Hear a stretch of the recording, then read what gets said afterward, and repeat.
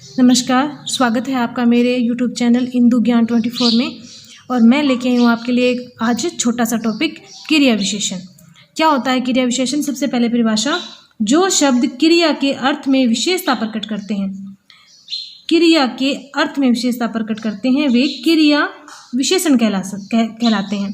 क्रिया विशेषण कहलाते हैं, या ऐसे समझ सकते हैं कि क्रिया शब्दों की जो विशेषता प्रकट करने वाले शब्द क्या कहलाते हैं? क्रिया विशेषण कहलाते हैं।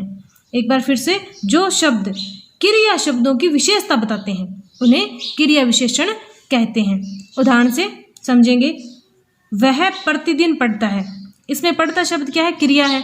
और प्रतिदिन पढ़ता है, ये शब्द क्रिया विशेषण है। वह प्रतिदिन पढ़ता है में प्रतिदिन क्रिया की विशेषता है, तो इसमें क्रिया विशेषण शब्द कौन सा है? प्रतिदिन। कुछ खा लो, कुछ खा लो, इसमें खा अपनी क्रिया है, तो कुछ क्या है? क्रिया विशेषण है। मोहन सुंदर लिखता है, सुंदर, सुंदर क्रिया विशेषण शब्द है। घोड़ा तेज दौड़ता है, इसमें तेज क्या है? क्रिया विशेषण है, क्योंकि दौड़ना तो क्या है? क्रिया है। तो परिभाषा स्पष्ट होती है उदाहरणों से कि जो शब्द क्रिया शब्दों की विशेषता बतलाते हैं, जो शब्द क्रिया शब्दों की विशेषता बतलाते हैं, वो क्रिया विशेषण कहलाते हैं।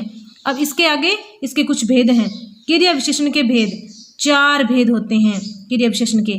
कालवाचक क्रिया विशेषण, स्थानवाचक क्रिया विशेषण, परिमाणवाचक क्रिया विशेषण और रीतिवाचक क्रिया विशेषण।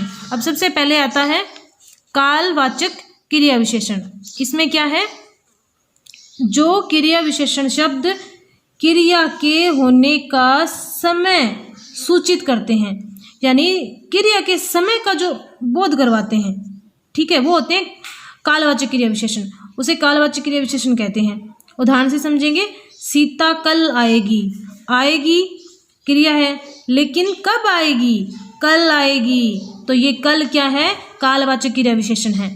तुम अब जा सकते हो, जाना क्रिया है, लेकिन अब उसके समय को हमें बतला रहा है कि तुम अब जा सकते हो। दिन भर पानी बरसता रहा, बरसता रहा दिन भर, कब?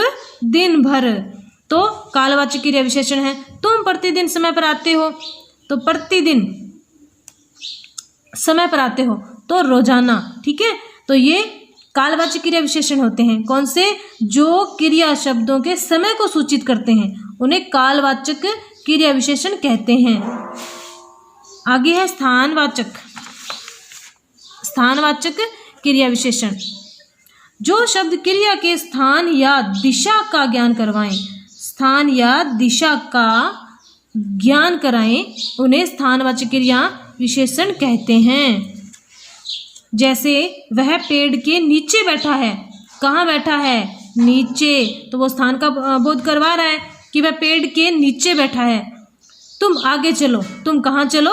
आगे। आगे स्थान, हमारे आसपास रहना। कहाँ रहना? आसपास। इधर उधर मत भागो, इधर उधर। तो इन वाक्यों में क्या है? स्थान में क्रिया विशेषण, स्थानवाचक क्रिया विशेषण है। इसमें आगे, इसमें आसपास, इधर उधर शब्दों में स्थानवाचक क्रिया विशेषण है। उसके बाद में आता है परिमाणवाचक क्रिया विशेषण। वे शब्द जो क्रिया का नाप तोल का बतलाते हैं, वे शब्द जो क्रिया के नाप तोल को बतलाते हैं, वे परिमाणवाचक क्रिया विशेषण कहलाते हैं। उदाहरण से समझेंगे, उतना खाओ जितना आवश्यक हो, उतना खाओ जितना आवश्यक हो। कुछ तेज चलो, कुछ तेज चलो, इसमें कुछ में है परिमाणवाचक। रमेश बहुत बोलता है, रमेश बोलता है, बोलना तो अपना क्रिया हो गया, लेकिन बहुत परिमाणवाचक क्रिया विशेषण हो गया। तुम खूब खाओ, तुम खूब खेलो, ये वाला हो गया परिमाणवाचक क्रिया विशेषण। अब जैसे प्रश्न आए कि निम्न शब्द वाक्य में परिमाणवाचक क्रिया विशेषण कौन सा है, तो इसमें खूब, इसमें बहुत, इसमें कुछ, उतना, जितना। उसके बाद में है हमारा अंतिम रीतिवाचक क्रिया विशेषण। जिन शब्दों से क्रिया की रीति या विधि का पता चलता है कि कोई कार्य जो हो रहा है वो किस रीति से हो रहा है, किस विधि से हो रहा है, उन्हें रीतिवाचक क्रिया विशेषण कहते हैं। जैसे धीरे धीरे खाना खाओ, खाने को कैसे खाओ, किस रीति से खाओ, धीरे धीरे खाओ।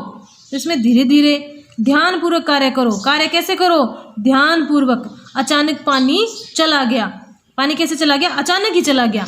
ठीक है, तो ये हमारा आज का टॉपिक हो गया। धन्यवाद। अगर आपको मेरा वीडियो पसंद आए तो लाइक एंड सब्सक्राइब जरूर करें। Thank you.